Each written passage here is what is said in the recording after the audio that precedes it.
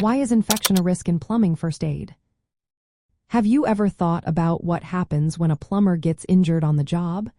It might seem like a simple cut or scrape, but the risks can be much more serious. Infection is a major concern in plumbing first aid, and understanding why is essential for safety.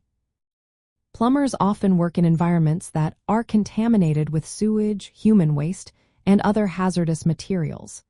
These areas can be breeding grounds for harmful microorganisms. When a plumber gets a cut, puncture wound, or even an abrasion, these pathogens can easily enter the body through broken skin. This increases the likelihood of infection significantly. Common plumbing work involves contact with sewage and contaminated water. These substances can contain dangerous pathogens like Escherichia coli and leptospirosis bacteria. For instance, leptospirosis can be contracted through contact with infected rat urine. If it enters the body through a cut, it can lead to severe illness or even death if not treated properly. Similarly, Escherichia coli infections can cause gastrointestinal issues and other complications if the bacteria enter through open wounds. In addition to these pathogens, the tools used in plumbing can also pose risks. Sharp tools and equipment are frequently used, which can cause cuts or punctures. These injuries create direct pathways for germs to invade the body. Furthermore, plumbing environments may expose workers to chemical irritants and biofilms. Biofilms are layers of microbial communities that form on plumbing surfaces and can harbor infectious agents. To minimize the risk of infection, proper first aid for plumbing injuries is vital.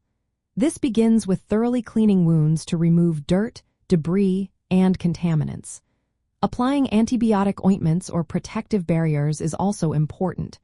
Covering wounds with sterile dressings can further prevent infection. Hand hygiene is critical before and after treating injuries.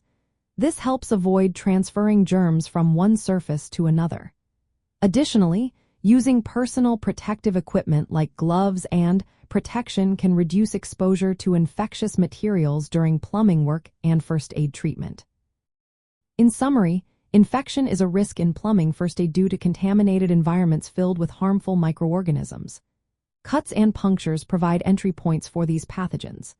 Common plumbing pathogens include bacteria that cause diseases like leptospirosis and Escherichia coli infections. Contaminated tools and surfaces increase the risk of infection. Proper cleaning, wound care, and protective measures are essential to reduce this risk after plumbing injuries. Understanding these factors can help keep plumbers safe and healthy on the job.